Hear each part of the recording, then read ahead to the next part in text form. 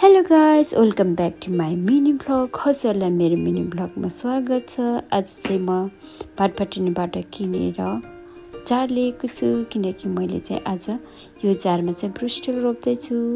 ब्रुस्टेल के अरे अरूले यस्तो जारमा रोपेको देखेर मलाई पनि रहर जाग्यो साथीहरू। आज चाहिँ मैले यो ठुलो जारमा चाहिँ कोकोनट कोयर हाल्दैछु साथीहरू। मेरो स्टाइलले चाहिँ म रोप्न गइरहेको छु साथीहरू।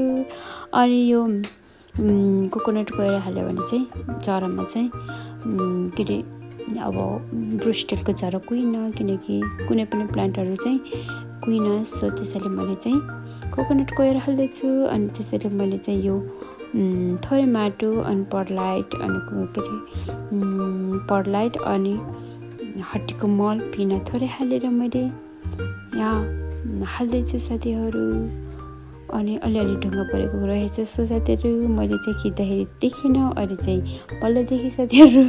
अनि के गर्ने त है, मलाई कस्तो यस्तो जारमा कस्तो रोप्न मन लागेको थियो साथीहरू। अनि मलाई पनि कस्तो रहर जाग्यो, अनि मैले पनि रोपेँ साथीहरू। मेरो चाहिँ यो चाहिँ फर्स्ट सोचे है साथीहरू, यो ट्राई गर्दैछु कि कस्तो लाग्छ। अनि म योमा चाहिँ ब्रुस्टेल राम्रो भएको छ भनेदेखि म पछि हजुरहरूले भिडियो गरेर देखाउनेछु साथीहरू। अनि मैले चाहिँ यहाँ आज के हालेको छैन भने कोकोपिट हालेको छैन साथीहरू। कोकोपिट चाहिँ मैले नभिजेको हुँदा मैले चाहिँ हालेको साथीहरू। कोकोपिट हालेको भए कति राम्रो हुन्थ्यो, अलिअलि ड्राई भएर राम्रो हुन्थ्यो अझै साथीहरू। मेरोमा के छ त्यति हाल्ने साथीहरू।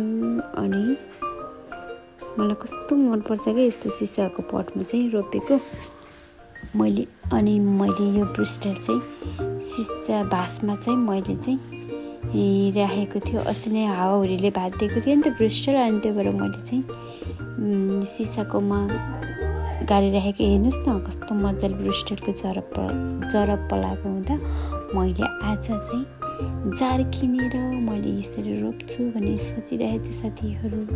अनि मैले रोपेँ। अनि मेरो डेकोरेसन कस्तो लाग्छ हजुरहरूलाई? मैले त खासै त्यस्तो गर्न त आउँदैन, तर चाहिँ मैले आफ्नो तरिकाले चाहिँ मैले रोप्दैछु साथीहरू। ब्रुस्टेल चाहिँ कस्तो मजाले जरा पलाएको छ कि साथीहरू।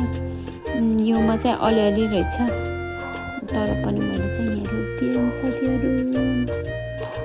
अनि ब्रुस्टेल रोप्ने तरिका आफ्नो आफ्नै हुन्छ साथीहरू। मेरो आफ्नो तरिका यस्तै हो साथी। मेरो फाइनल लुक्स ब्रुस्टेलको कस्तो लाग्यो हजुरहरूलाई कमेन्ट गर्नुहोला।